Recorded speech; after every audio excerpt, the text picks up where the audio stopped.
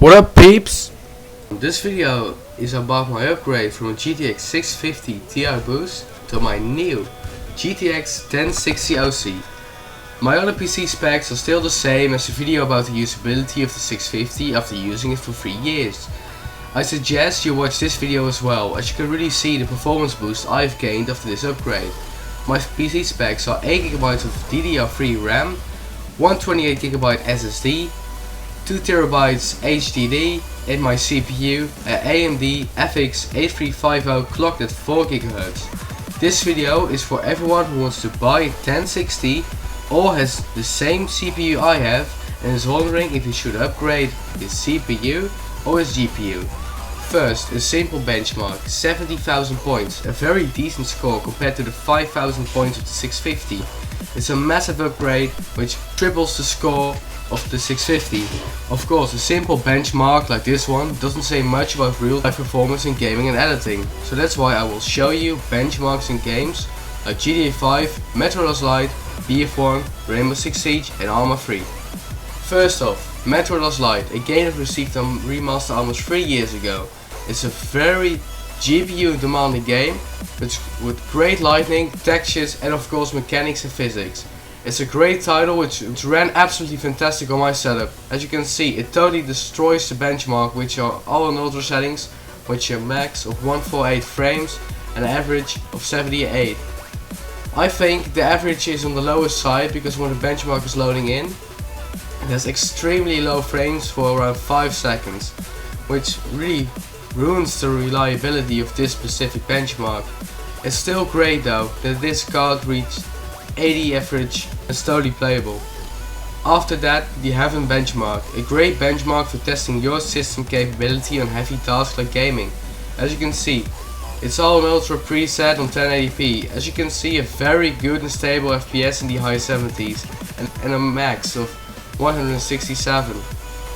A very impressive score given the fact that although the CPU is very strong, it runs on an old architecture from AMD from 3 years ago, which is called Bulldozer. And let's be honest, it's not as efficient as it could be with, for example, a Skylake i7 or even an older i5. For the next test, we'll play BF1, my favorite game right now. I play the single player because my recording program, GeForce Experience, crashes at random times when playing the multiplayer. I don't know why, whether it's a bug, a glitch or a fault on my end. I play the single player to ensure that the footage wasn't corrupted or didn't stop.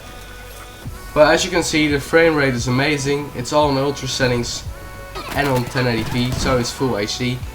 I do think though that if I would replace my CPU to an i7 or even a newer i5, I will gain around 20 FPS. I have no hard proof for this, but given the fact that my friend has the same amount of RAM, the same motherboard and the same GPU but has a Haswell based i7, and given the fact that he gains around 20 FPS in BF1, it should be obvious that my CPU is bottlenecking the game a little bit. But I do think this is probably just an optimization issue, and it's the problem from DICE. They probably just gotta patch it for the CPU, as this problem doesn't exist in other titles whatsoever. Then GTA 5. GTA 5 is a very well optimized game. Thank you Rockstar for actually optimizing games. Speaking to Ubisoft and EA. The frame rate does suffer a bit when you are in the middle of the city, but I think that's only because I have a cracked version and 20 plus mods installed.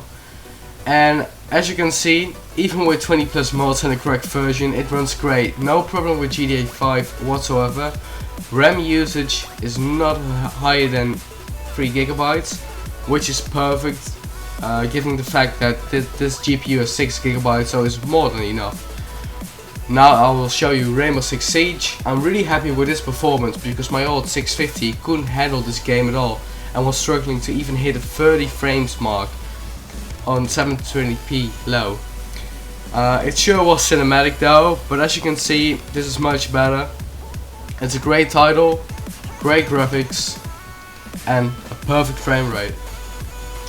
And last but certainly not least, Arma 3, which runs great on the 1060, but I didn't choose this game to show off my great GPU. No, I chose this game because of the CPU side of this video.